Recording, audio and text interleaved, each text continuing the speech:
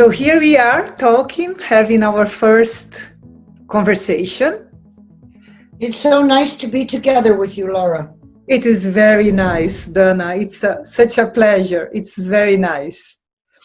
So just for us to start a little, Dana, I think that it would be very good for you to talk a little and to tell a little about your background as a physicist and how this came together in all of the executive work, all of the business work. Then I will also introduce myself. So we start this conversation today by introducing ourselves, and then we have some 2-3 questions from our colleagues that sent to us, and then we answer some questions, and then we start by this. Okay. I was raised in the American Midwest by my grandparents, and they were very devout Methodist Christians. So as a young child, I was very religious. At the age of about 11, I lost my faith in Christianity and felt quite lost for a couple of years. And then when I was 13, my whole life was changed and my future formed by discovering a book called All About the Atom. And this book showed that there was this magical, infinite universe inside the tiny atom with all sorts of strange particles. And I was just amazed by it, and so continued to read more. When I was 15, I discovered David Bohm's textbook on quantum theory. And though I didn't have the mathematical ability to follow all his equations, I could read his very good English, and I formed a lifelong fascination with and passion for quantum physics. And thus the reframing that all the books I have written ask my readers to do was actually the natural way that my own mind was framed.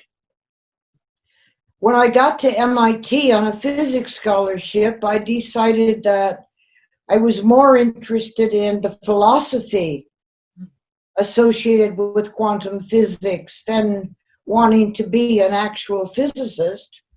So I studied both physics and quantum philosophy.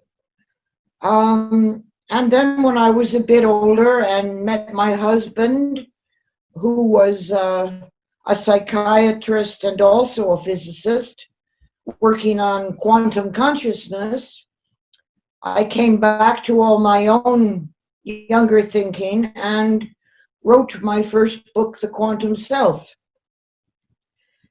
Just after The Quantum Self was published, much to my amazement, my first phone call was a professor from City University Business School in London asking if I would come and talk about my book to his MBA students. And I literally laughed down the phone and said, "You must be crazy. I don't know anything about business." And he said, "Well, just trust me and talk to my students." They were very excited by my lecture, and so was the professor. So when Shell here in the UK were looking for someone to talk about how the new physics might change the way we think about management, the professor recommended me, and I found myself in the very alien atmosphere of a Shell training classroom for senior leaders. I then gave a series of seminars for this leadership program at Shell, which became my book, Rewiring the Corporate Brain, about the idea of quantum management, word got out, and here I am today, called a quantum business guru. This is very nice, Dana. And you know, it is incredible because I was kind of the contrary. I was in the business, and then I was having lots of questions about the why of the business, and I wanted to understand a little more about the holistic approach of life, and also productivity of human beings, and how can we do better.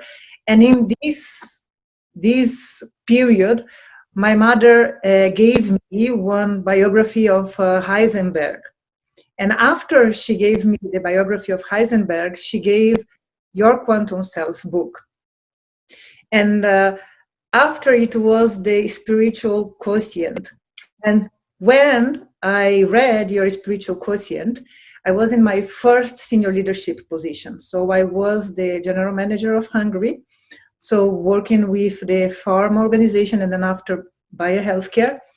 And I have to tell that I read parts of your book in some of the conventions that we had. We had some meetings, and I was sharing many of the thoughts, because for me it was very important for people to understand the why behind and to try to understand a little more about human being and all of the connections that we have. And your book, talking about the spiritual quotient, touched in a very important part that is to try to understand, to see us human beings as a whole and as part also of the ecosystem where we act. And somehow it was the period that we were talking a lot about IQ and EQ.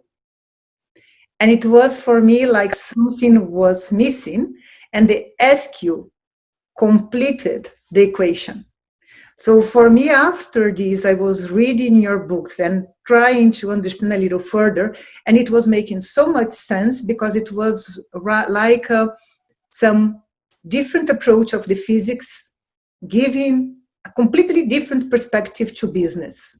So I think that I can understand why people were so inspired to be reading your books and telling, wow, this works for business also. I think you have just articulated very clearly many of the important things that quantum management asks business to learn.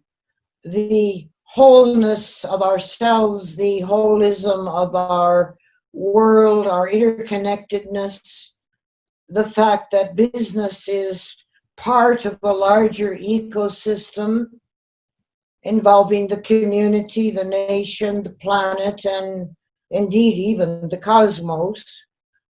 And you yourself, without any help from me, realize that this is a very different way to look at business and a different way to lead a company.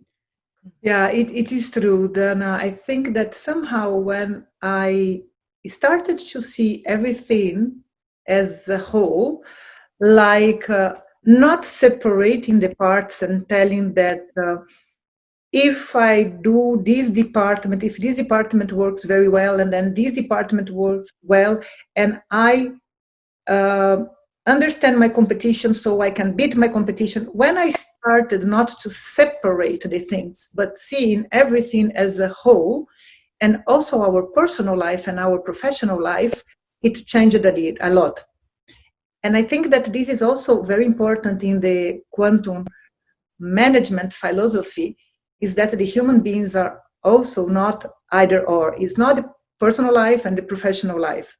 Also not separating the business from the society. I think that this separation that we used to have, and right now we see much more connection in everything.